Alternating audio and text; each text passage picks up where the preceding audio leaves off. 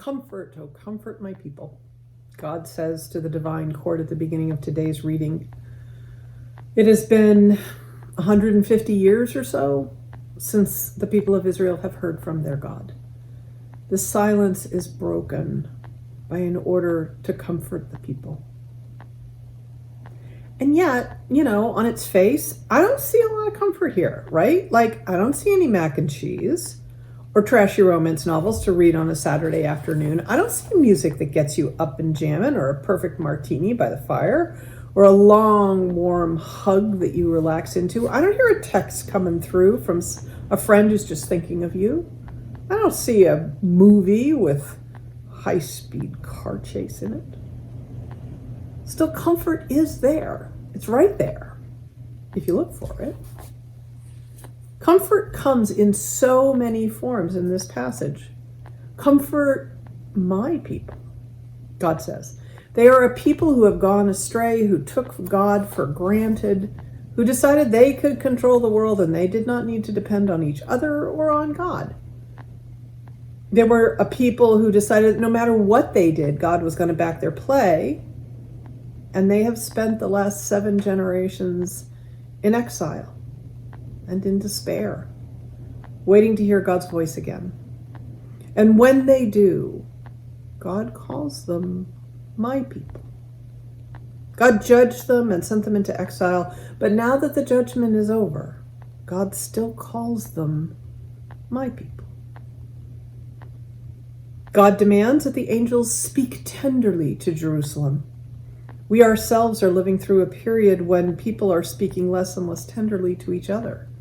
So we know what a comfort it is when we don't use words to tear into each other. God comforts the exiles by confirming that not only is their punishment over, but their penalty, their debt, is paid. It isn't that they've done the work that they need to do to pay off the debt, that they are too deeply indebted to God for that to be possible. But God is forgiving the debt altogether. God comforts the exiles by sending them out to share the good news with the cities of Judah. The exiles not only get the good news themselves, God has returned. The long silence is over. But they are the ones who will bring the good news to everyone else. We all know that feeling, right? When you get to share good news with others, even when it wasn't your news to begin with. God is definitely coming. In the ancient Middle East, one of the key reasons to build a highway was for a ruler to process with his God. You build the road and then you have a procession so that everyone could see how powerful the people were because they had such a powerful God. In this passage, God is not going to go from town to town like a conquering army. God is going through the desert where life is tough and people struggle to keep it together. All the difficulties of the journey will be eased. Every valley shall be lifted up, and every mountain and hill shall be made low. The uneven ground shall become level, and the rough places a plain. What a great comfort that is. Finally, God will be a part of their future. After generations with no one to stand up for them, God's mighty arm will rule. After generations with no one taking care of them, God will carry the lambs and the mother sheep to safety. We are coming out of a time of exile. Yes, there will be some time still where we have to stay apart, but the vaccines are coming. And yes, there are miles in the desert that need to be prepared. We just need to get from lab to arm. But just like it is easy to miss how many forms of comfort there are in the one proclamation in Isaiah, it's easy to miss the comfort we are offered and the comfort we can provide. So stop for a moment this week and look for the comfort as you prepare for that long winter journey out of exile.